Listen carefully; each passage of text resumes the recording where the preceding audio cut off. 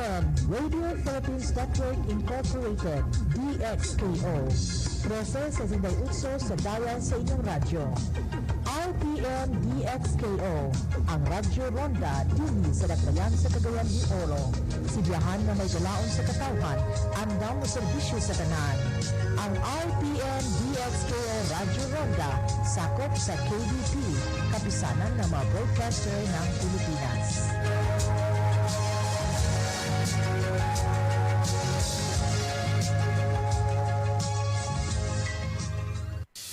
This is News Night, where we go above and beyond the headlines. I'm Pia Ontiveros. Tonight on the program, while mobility has been relaxed, commuters may lack the means to travel. More drivers are seen to join a nationwide mass action tomorrow as another round of hefty fuel price hikes is set to take effect. The new pulsation survey shows Bongbong Marcos, who yet again will skip COMELEC's debate this weekend, remains as the top choice to be the next leader of the country. But does he have the qualities President Duterte wants for his successor? And a boost for the government's COVID-19 vaccination efforts. Chinese firm Sinovac's vaccine may soon be administered to children aged 6 and up.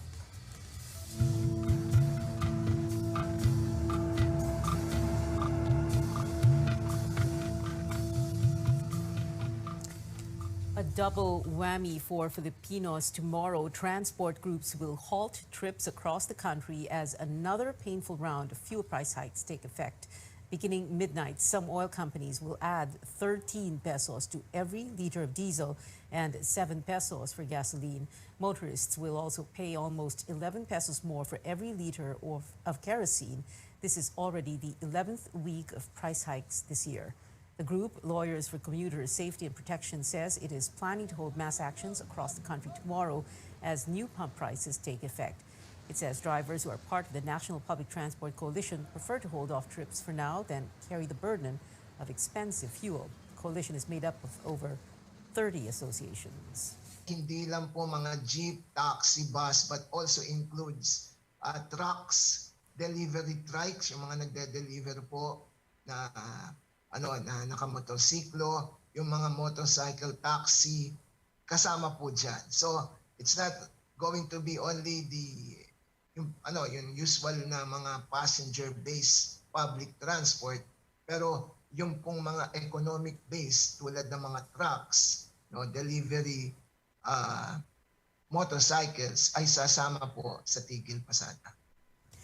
It is unclear for now how many members of the coalition will stop operating also tomorrow. Transport Group Riston will hold a protest against the non-stop pump price increases in Metro Manila and different provinces. Now, as drivers brace for another round of fuel price hikes tomorrow, the government is also set to deliver its promised fuel subsidy. The Transportation Department says the payout will begin with jeepney drivers, but others will have to wait a little bit longer. More from Amor Santos. Jeepney drivers get first crack at the fuel subsidy. Transport officials say 6,500 pesos will be credited to their Pantawid Pasada cards beginning March 15th. Nakahanda naman po yung card eh.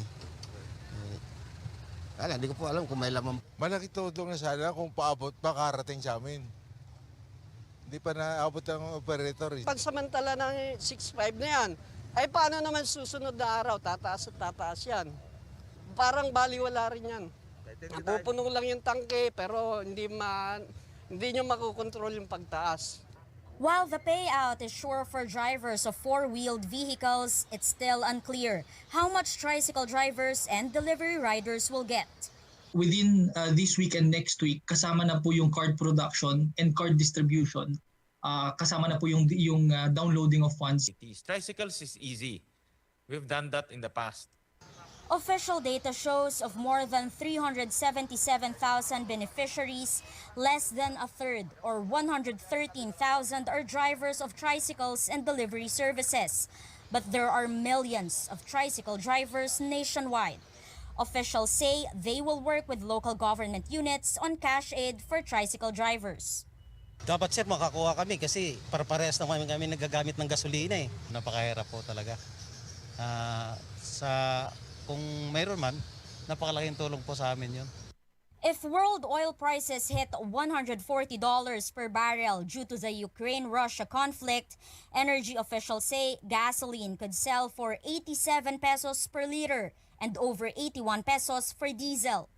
Consumers are feeling the pinch with higher prices of basic goods and commodities, and soon to follow a further rise in electricity bills according to power distributor Meralco. A number of sectors have called for a quick fix, suspending taxes on fuel, but the government has rejected it. This will translate to significant foregone revenues, and this will be detrimental to our recovery and long-term growth. However, Mr. Chair, the government remains ready to provide targeted relief assistance and support to address the impact of the oil price hike for affected sectors. Amor Santos, CNN Philippines.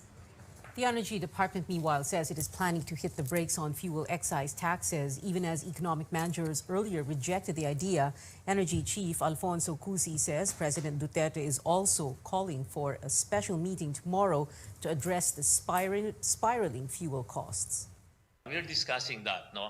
Sa amin, ako, sinabi ko noon, let's suspend excise tax. That is from our perspective on the sa fuel, no? But again, looking at the bigger picture, pag nagmi-meeting po kami, siyempre binabalanse po natin sa mga pangangailangan. Ito pong excise tax na ito, ginagamit, hindi lang marami pinagagamitan po ito, no? Social services. Social services, everything. Binabalanse po yon. Cusi is pushing for a staggered fuel price hike, although oil companies are not keen on the idea. The steady increase in fuel prices has made it even more difficult for many Filipinos to make ends meet. Now, a labor group has filed a petition with the Metro Manila Wage Board for a hefty minimum wage hike. Chrissy Di Matulak reports. Raymond is a delivery courier. He gets 537 pesos per day, the minimum wage in Metro Manila. His company also gives him gas allowance and other incentives based on the number of deliveries. He says his monthly take-home still falls short of covering his expenses. Pag sahod man, bayad sa utang, kulang pa rin talaga. Maris will enlist in a manpower agency for overseas work. She says she may reconsider if a wage hike is approved. Maganda nandito ka sa Pilipinas kasama yung mga pamilya mo. Kesa naman umalis ka pa kung sakto naman yung kinikita. Labor Group Trade Union Congress of the Philippines, or TUCP, is seeking a substantial pay hike in Metro Manila. After its petition in 2019 failed to get the Regional Wage Board's approval, it now wants 470 pesos more from the current 537 peso daily wage. TUCP says a higher minimum wage is called for to cover higher prices of fuel and basic goods and commodities.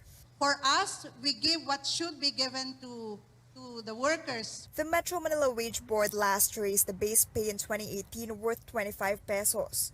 Workers are hoping officials will grant a higher amount. This time, wag naman 25 pesos the last time. TUCP says around 5 million minimum wage workers now count themselves as poor.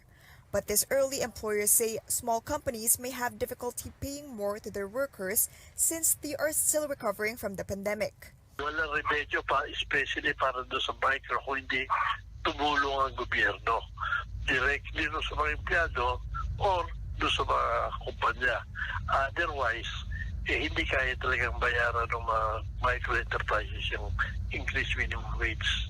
The employers group says a number of laborers are in the so-called informal sector that don't receive minimum wage, like drivers, street vendors, farmers, and fisher folk. Labor Chief Sylvester Rebello earlier asked wage boards to speed up the review of the minimum wage. He says he expects recommendations before end April. Chrissy Di Matulak, CNN Philippines. Now, what should consumers do to cope with the unabated fuel and commodity price increases? One expert weighs in on how to spend money wisely. Our Stanley Gajete reports. Health worker Vilma Morales earns less than 10,000 pesos per month. She allots 1,500 pesos for food, which could only last 4 days for her family. Kahit sabihin mong piso, 2 piso, nakakaapekto pa rin yun sa mga kita ng bawat pamilya. Dahil dyan sa pagtaas, noon hindi ako nakakautang, ngayon kailangan mangutang. Worker Joanne allots 2,000 pesos for groceries for 2-week consumption. Yung iba po na kailangan ko, hindi ko na nabibili. So, mas pinapriority ko na lang po yung talagang kailangan ko na araw-araw kong ginagamit. Meanwhile, businessman June Pasco has a 6-figure salary, but the price hikes also affect his finances. Even I am the owner of the company, mabigat ang panahon ngayon. Wala na ako nasisave kasi yung mga tao ko, I need to help my people. People from all walks of life are affected by the economic crisis. The question is, what should they do to survive? According to a financial expert, it is important to spend and save properly regardless of how much money one makes. Issue of prioritization, ano ba yung priority natin? Then doon ka mag-a-adjust along the way. Although kahit na sabihin mo maliliit na amount yan, nag-a-add up din yan, makakatulong din yan. Johnson also says Filipinos need to track their expenses and make sure that their income is bigger than their spending. Example, pagkain. Mas mahal ang baboy kaysa sa hinihiling na baboy. Parehong baboy yan, pero hindi pareho yung cost. Magbabawas ka ng mga, ano mo yun, mga sugar products, kasi medyo mahal yun. O sige, fix ang salary mo.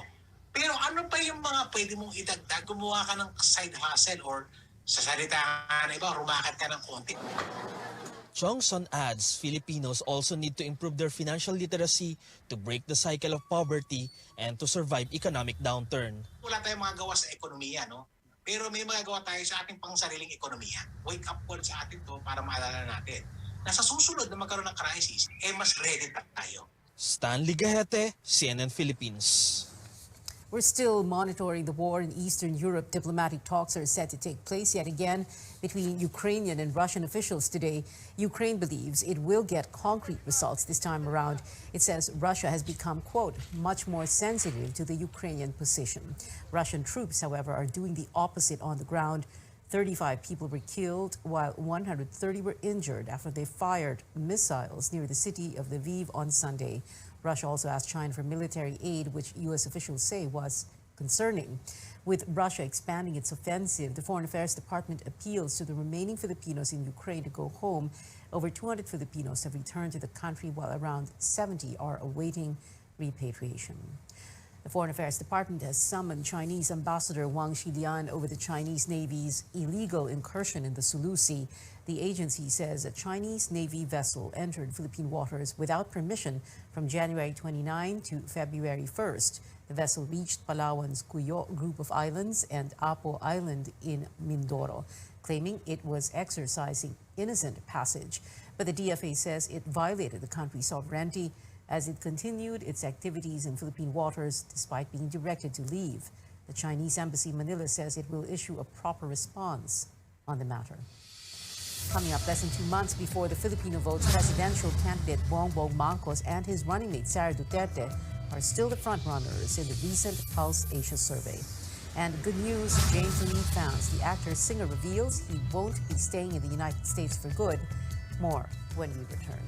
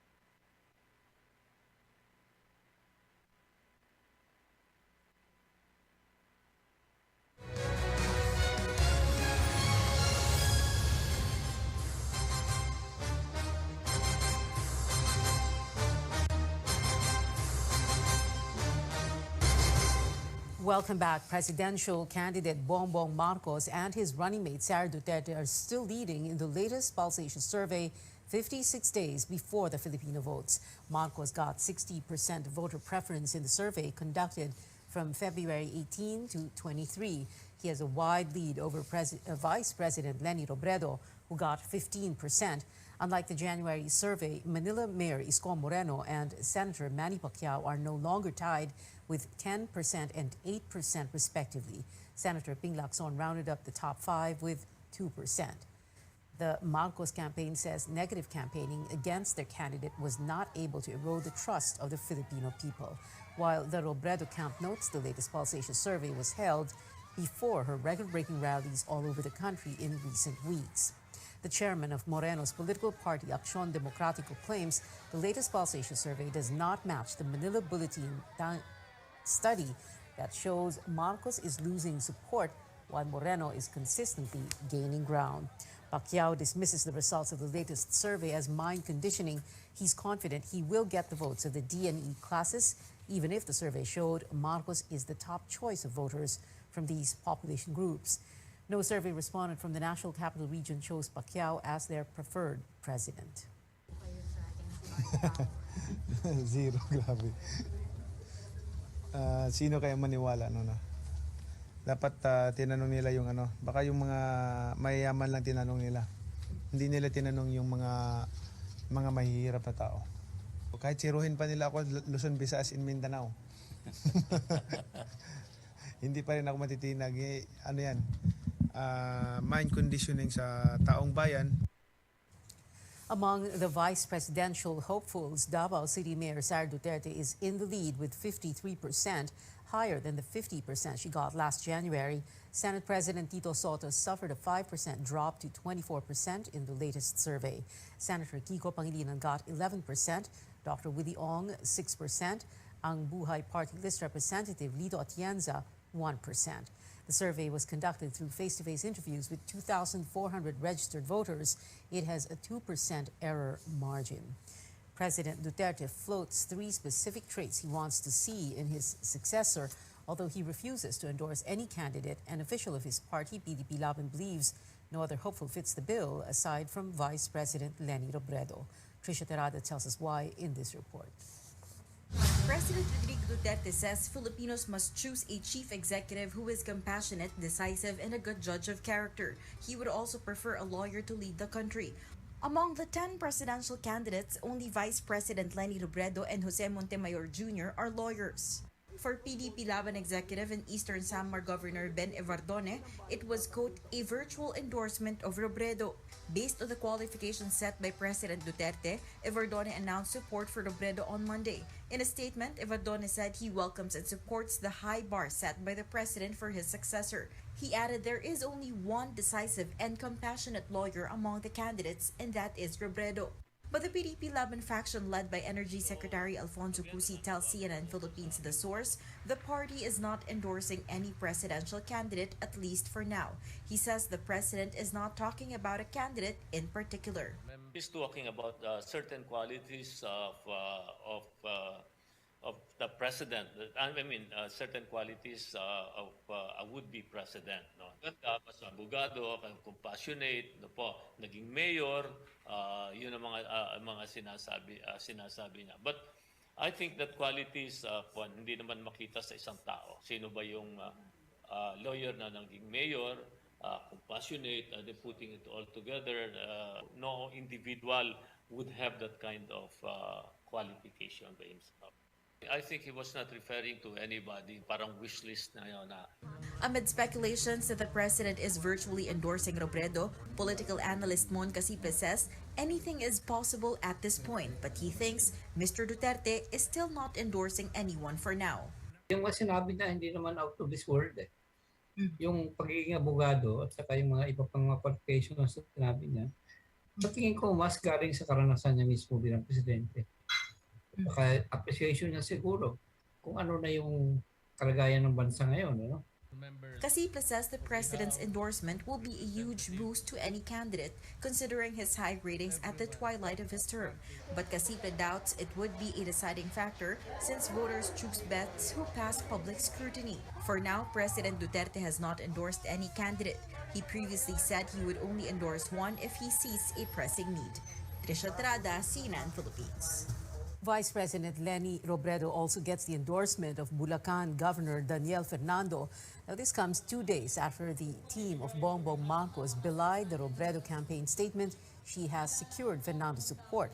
Back in 2016, Robredo lost to Marcos by almost 200,000 votes in the country's fifth most vote-rich province. Pwede naman po na hindi mag-endorse si Governor Daniel. Pwede naman na lumaro na lang siya sa iba't ibang mga kandidato. Pero yung pagpapasya na ang tutulungan isang kandidato na kagaya ko na hindi pa nangunguna sa service. Pagpapakita ng pagdesisyon na walang alintana sa epekto sa sariling kandidatura. Pero yung mas tinitingnan yung katatagan ng loob at pagmamahal sa kanyang loob. Senator Ping Lacson reveals a mediator from the Robredo campaign has recently asked him to withdraw from the presidential race. Lacson says the agenda is to have a unified candidate against the son of the late dictator, Bongbong Marcos. The Partido Reforma standard-bearer also accuses the Robredo campaign of claiming he was backing out from the campaign, similar to what they are supposedly doing to Senator Manny Pacquiao. Meanwhile, Lacson says he will welcome an endorsement from President Duterte. Di ba dapat lame duck na? Other presidents in the past, di ba? Pagdating ng towards the last quarter of the term, kita naman natin na parang hindi na iniintindi. Ewan ko kung ano meron doon sa Presidente Duterte hanggang ngayon, maski kumausap ka sa ground, parang yung mga local officials, even congressmen, hanggang ngayon marami nag-iintay, sino ba i-endorse sa Presidente? Manila Mayor Isko Moreno and his running mate Dr. Willie Ong woo voters in the Bicol region. They held a campaign rally in Sorsogon City today. Moreno said he would try to go to Robredo's hometown of Naga City if his schedule permits. Meanwhile, the external vice president of Acción Democrático, Attorney Bo Rocco, says his family supports Moreno's candidacy. Bo is the son of the late former Senator Raul Rocco, who established Acción Democrático in the late 1990s. Bongbong Marcos will not attend the Commission on Elections presidential debate this Saturday. That's according to his chief of staff and spokesperson, Vic Rodriguez, who said Marcos will be with his supporters on March 19th. 9 presidential candidates are set to attend the event. For the March 20 vice presidential debate, only 7 out of 9 bets will attend. Marcos's running mate, Sara Duterte, has not responded to COMELEC yet, although she told media that she will not be participating. Senator Manny Pacquiao's running mate, Buhay Party List Representative Lito Atienza, declined the invitation while he recovers from knee surgery. Debate skippers will be banned from airing content in the COMELEC's e-rally Facebook page until the end of the campaign period.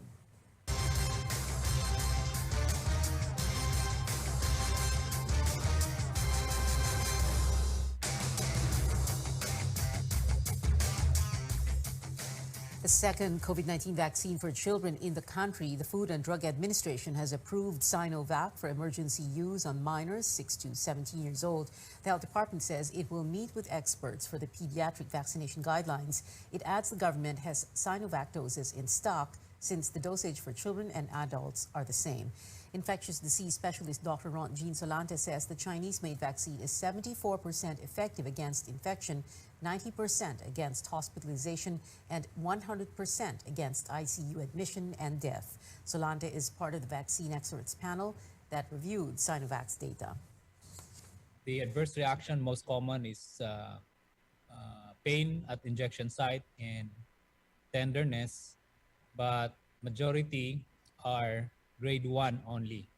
So there are no severe adverse reaction that led to death or related to the vaccine. We know that there are mothers who are hesitant to have their children vaccinated with Pfizer, no? So with another option that they feel comfortable because this is inactivated. So we hope that we can enhance the coverage for the 6 to 17 years old population. Meantime, over 1.1 million people have been vaccinated in the fourth national vaccination drive held from March 10 to 12. This is about 62% of the 1.8 million target. Central Luzon was able to vaccinate 100% of its goal, while the Bangsamoro region again had the lowest coverage at 28%. In other news, little damage recorded from a 6.4 magnitude earthquake which struck Lubang, Occidental Mindoro at 5:05 a.m. Mayor Mike Orellani said only 2 homes or houses in the municipality were damaged. No casualties reported. Intensity 3 was felt in 7 areas, including Olongapo City and Tagaytay, Cavite. PHIVOLCS recorded over 180 aftershocks in Lubang. Still on Newsnight, star pole vaulter E.J. Obiana missed the World Championships in Serbia. How is this going to affect his ranking? And actor-singer James Reid will return to the Philippines next month, contrary to rumors he moved to the U.S. You're watching CNN Philippines.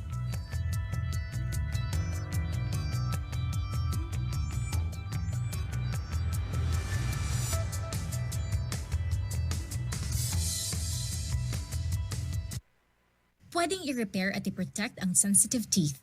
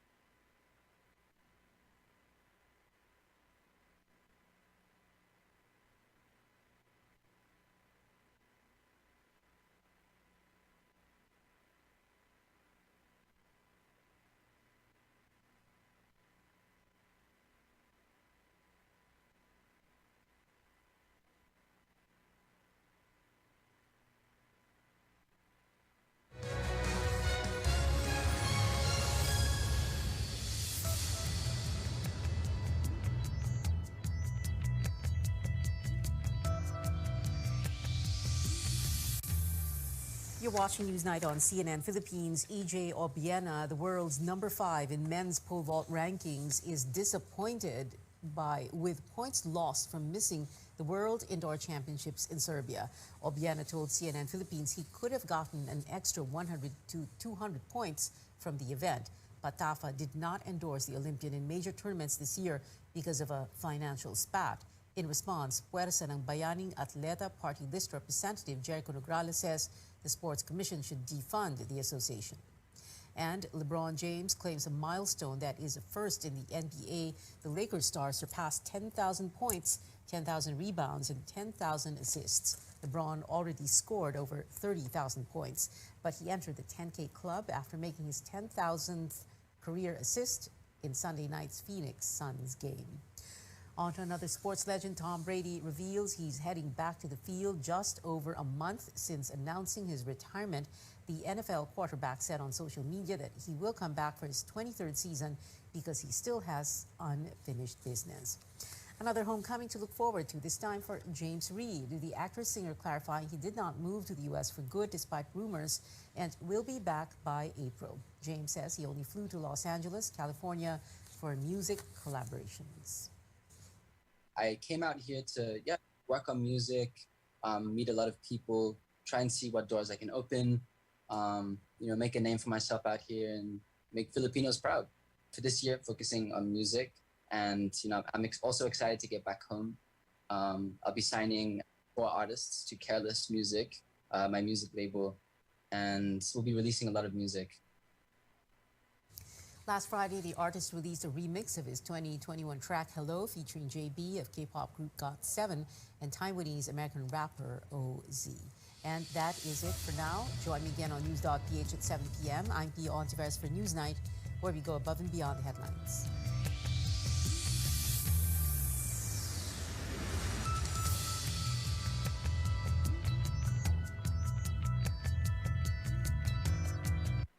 This program is brought to you by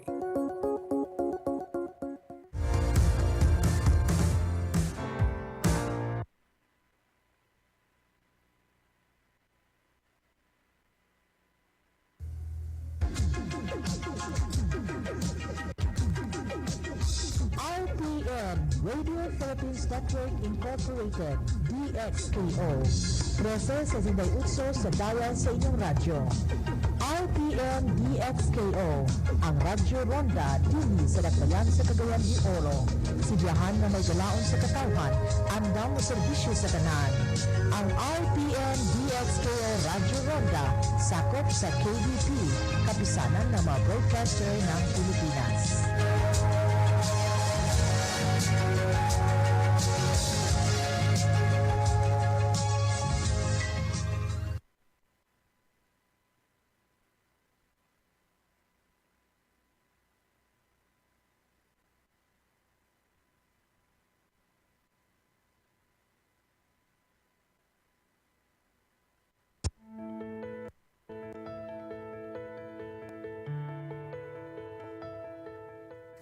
Heart disease is a leading cause of death here in the Philippines. In fact, it affects 1 in 6 Filipinos. For the most part, it's a consequence of an unhealthy diet. But it's never too late to adopt healthier habits in order to take good care of our hearts. On the program today, we'll talk about practical and effective ways to live a heart-healthy lifestyle. I'm Dr. Freddy Gomez, and welcome to MedTalk Health Talk on CNN Philippines.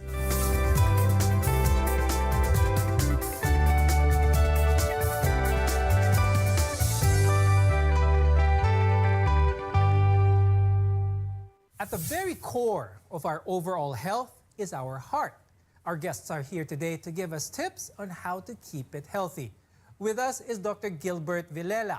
He's the president of the Philippine Heart Association and the director for education and research of the Philippine Heart Center. Also with us is Coach Jay Garcia, who is a medical exercise specialist of Coach Jay Wellness. Early on the show, we mentioned that Filipinos are vulnerable to heart disease. And one of the main reasons for this is an unhealthy diet. I'll start the conversation with Dr. Gibo. What is it about the Filipino diet that puts us at high risk for heart disease? The Filipino diet comes from the culture from Spain and China. The Spain is oily and the China is salty. Oil plus salt equals cardiovascular disease, equals hypertension, equals diabetes. Kapag masyado kang marami na kain na oil, this will cause an inflammation in your arteries, making it very stiff and hard. That's why the heart will get a hard time pumping blood through it. You explained to us what happens to the heart when we have an unhealthy diet. But I think one of the cultural reasons, like what you said, apart from that, is there's a gap between when a person eats unhealthily and when they feel the symptoms. I think this is also one of the reasons why people who eat unhealthily do so continuously also because they don't really feel any symptoms right away. Is eating unhealthily going to catch up with us eventually if we continue to do this? Yes, especially if you take an excess of sugar and excess of oil also.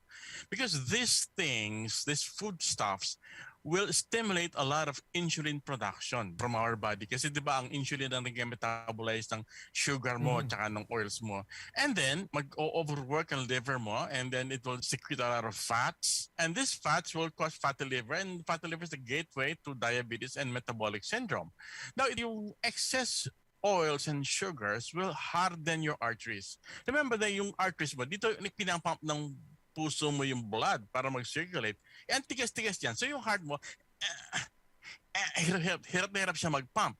So what happens is, ang una-una mong mararamdaman ay chest pain kung minsan, shortness of breath kadalasan, and then mamamanas ka o edema ang tawag. Kasi sobrang hirap na ang puso mo. Let's talk about yung kapartner ng eating healthy, which is exercise. Coach Jay, gaano ka-importante ang exercise or physical activity sa ating mga puso? Very important, no? Kasi exercise, we as humans were designed to move talaga. So if we don't move much, no, the problem with that is yung stored excess energy natin will turn into fat and eventually will lead to cardiovascular diseases. Coach Jay, ano yung mga mas common na misunderstandings with regards to exercise? Is mahal ito, kailangan member ka sa isang gym. Is this true to be able to get an effective physical workout and to be healthy overall? Not really naman kasi exercise can be, especially now during pandemic, can be done at home. There's a lot of form of exercise that you don't need bulky or expensive equipment. So for example, you can use your body weight, focus on the basic movement patterns such as pulling movements, pushing movements, squat movements, rotation movements. Our goal naman is at least exercise 30 minutes a day of physical activity is a good start. For now, let's talk more about heart disease. And this includes a number of problems that can affect your heart. Here in the country, the most common are ischemic heart disease and hypertension. Dr. Gibo, tell us about these conditions. What happens to the heart of a person with these cardiovascular diseases? Well, pag sinabi meron kang ischemic heart disease, ang pangunahing symptoms dyan ay chest pain. Actually, hindi naman siya actually pain. It is a discomfort sa gitna ng chest mo na parang mabigat o masikip ang paghinga. Usually triggered ng movement o ng exertion. Usually, ang hypertension naman, hindi naman siya heart disease, pero it is a risk factor for ischemic heart disease. Pag mataas ang blood pressure mo, in a few years, pag hindi mo control yun, you will have ischemic heart disease. Why? Because ang hypertension would stimulate obstruction or pagbabara ng iyong mga ugat. Ang ischemic heart disease, sa Tagalog yan, baradong ugat mo sa iyong puso. Yung supply ng dugo sa iyong puso ay nagbabara. Kaya hinihingal ka, namamanas ka, sumasakit ang dibdib mo, napapagod ka. Akala mo mataba ka lang o akala mo wala kang exercise, wala kang condition. But you're really sick with heart disease. With hypertension, it is a risk factor for ischemic heart disease. Ngunit maraming may hypertension, Doc Gibo, na walang nararamdaman na simptomas which prevents them from seeing a doctor. Bakit kaya ganun, Doc Gibo? Ang taas ng high blood, wala naman siyang nararamdaman sintomas. What's your advice for people like those? Kung ikaw ay 1, lalaki, 2, nakisigarilyo, 3, more than 60 or 65 years old, 4, ikaw ay merong diabetes, 5, ikaw ay mataas ang cholesterol, 6, may lahi ka ng high blood o sakit sa puso, and 7, pag ikaw ay obese o napakataba, dapat nagmamonitor ka ng blood pressure every day, twice a day. Anong gagamitin pang monitor ng BP sa bahay mo? Ang advice and guidelines, hindi pwedeng manual kasi mali daw yun. Ang mas accurate ay yung digital blood pressure monitor na nabibili sa mga drugstores. Kinakabit dito sa upper arm. Hindi pwede sa wrist or sa thumb. Dapat sa upper arm. You have to monitor your blood pressure twice a day, before breakfast and before supper. Ang cut-off mo, dapat hindi ka lalagpas ng 135 over 82. Huwag kang lalagpas doon sa bahay. Pag lumalagpas ka lagi doon, punta ka sa doktor mo. Something is wrong.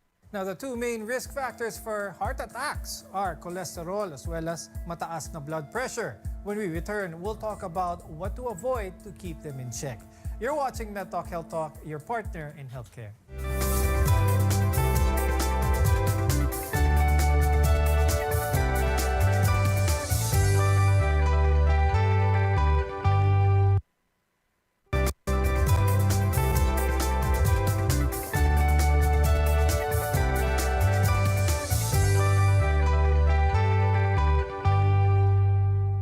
I'm Dr. Freddy Gomez, and welcome back to MedTalk Health Talk, where caring is our calling. A healthy heart often means a longer life.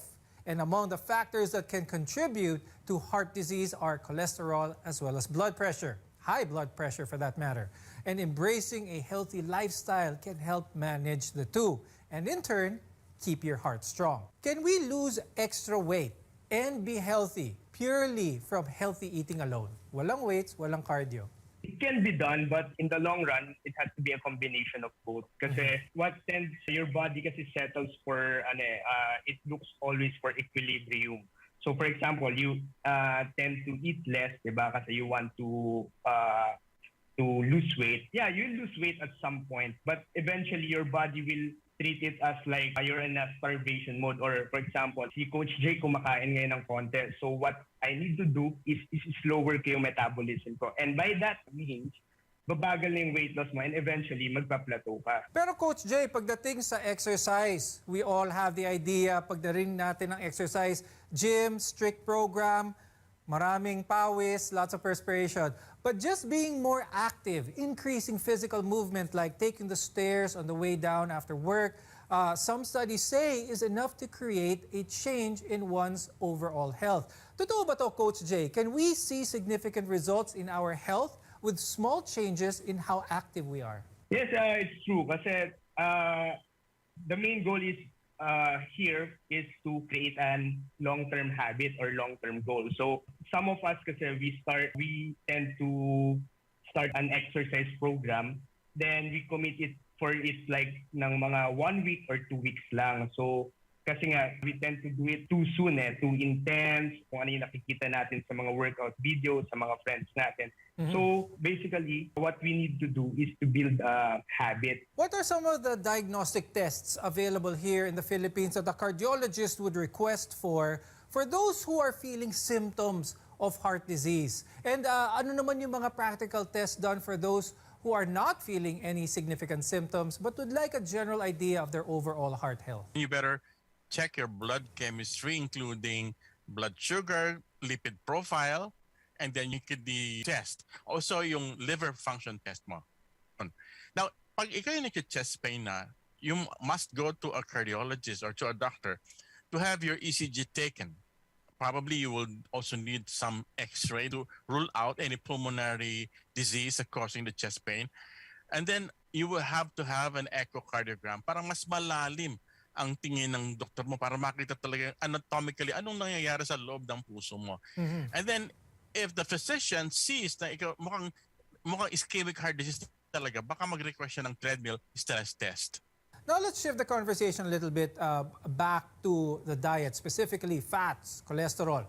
Because if you're experiencing high cholesterol levels, avoiding saturated fats and switching them out for healthier options can reduce that number and improve your heart health. What are some of the foods na common dito sa Pilipinas that contain high amounts of saturated fats? Explain to us further yung impact ng mga pagkain na ito with our health as well as our wellness. Cholesterol is not always bad. Your body needs it to build cells, make vitamins, and other hormones. So, ang sources of your cholesterol will be your liver. So, it makes the cholesterol that you need. Then the remainder will comes from the food, specifically animal-based food such as your meat and dairy products. So yun yung tinatawag nating dietary cholesterol. So examples of food na mataas yung saturated fat dito sa atin is of course yung mga beef, mga pork, ice cream, some baked food and fried food, and butter. So kung titignan natin yung dynamics ng diet natin dito sa Philippines, marami tayong nilalagay na ganito sa mga pagkain natin. For example, adobo. So ang adobo natin tends to be oily, salty, and mataas yung fat. So it affects our diet talaga in a bad way. Doc Yubo, when it comes to diet natin, you explained earlier na ang sugar din talaga ang isang malaking culprit ng pagkababa ng ating heart health. What about salt? What about itong mga extra taba? Are they just as bad? Or what should our viewers know about salt as well as fats? Too much salt will increase your blood volume. Hindi naman dadami yung blood vessel mo, pero dadami yung blood na nasa sa loob niya. Kaya tataas ang pressure. So it increases. Too much salt increases your blood pressure. Hanggang ano lang daw tayo 1.5 teaspoon. The most, no? Okay, 1 teaspoon a day. Ngayon, sa fats naman, did you know na yung research showed na hindi sila nakakakos ng diabetes and heart disease. What was seen in research and in randomized controlled trials ay red meat, meaning pork and beef. Lalo na yung processed. Pero yung unprocessed pork and beef, they're fine. You can eat them siguro mga once or twice a week. Pero yung processed meats like yung mga binibili sa delicatessen, yung mga bacon, ham, and so forth and so on, siguro mga never in a day, so in a week. So talagang pwede ang unprocessed. Pag-usapan naman natin ang medications that are catered towards, let's say, cholesterol. Merong gamot na para pampababa ng cholesterol, merong gamot na pampababa ng blood pressure, and all of these. Are these ways in which some people see this as a way, umiinom naman ako ng gamot, pwede ko naman i-continue kainin yung mga pagkain na gusto ko na mataas sa taba, mataas sa asin. Umiinom naman ako ng maintenance ko at gamot. What's the risk with this type of thinking? actually gusto namin itama ngayon. Nung umpisa siguro, no? Nung unang pisang gumagawa ng gamot, ang medicine para sa hypertension at para sa cholesterol, ang purpose nila talaga is to decrease the level of BP and to decrease the level of bad cholesterol. However, ngayon, those medicines are not meant to just decrease the number, but to improve your health, to prevent disease. Ibig sabihin, pag niresita ka ng doktor mo, kahit ang normal ng gamot sa pampababa ng cholesterol, blood pressure, kahit ang normal ang BP mo at normal na ang bad cholesterol mo, you have to continue because ang ginagamot na niya, hindi yung laboratory mo, kundi yung ugat mong nababarahan. Kaya you have to continue them. Now, eating well doesn't mean having to give up your favorite foods, but your favorite recipes can easily be adapted into a healthier alternative. More on this when we return. Your health is our mission here on MedTalk Health Talk.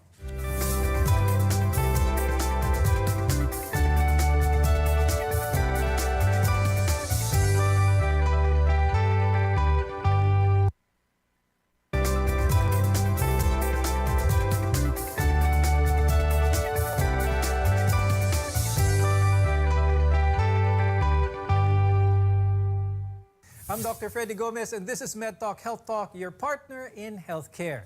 A healthy lifestyle involves a well-balanced diet, enough physical activity, and of course, a good and positive outlook. Today, we're here to help you adopt some of these simple habits to improve your overall heart health. Now, when we hear the term diet, we often think it requires giving up our favorite food completely or investing in expensive ingredients. Healthy cooking doesn't mean you need to be a gourmet chef. There are many ways to make meals healthier. Is it true that in order to have a healthy heart, one must live a life of bland food? Hindi kailang bland. Dapat may salt pa din para masarap, no? May konting oil para may taste na masarap and everything. Ang problema kasi is the excess. Yun ang problema, yung excess. Too much. Kaya ang campaign is a balanced diet. Yung pinggang Pinoy, makikita nyo na merong isang tasang kanin, may isda or meat, tapos may gulay and fruits. Yun, kompleto na yun. Pero pag sinobrahan mo doon, excess ang tawag doon. So yun ang mali na. Now, for those starting their journey to eating healthy, it is often a road with many challenges. Nothing worth doing in life, ika nga, is easy. One of the harder challenges is keeping those cravings at bay. Coach Jay, anong mga tips na pwede mo ibigay to give those experiencing food cravings, lalo na yung cravings para sa sugary or salty food? For my tips as a fitness professional, for example, if you mga Pinoy is heavy on sauce. Mahilig tayo maglagay ng mga sauce sa mga pagkain in everything that we eat almost. So instead of focusing on full fat base or cream based na sauce, we may shift to a light sauce. For example, we focus on herbs and spices to add taste to the food.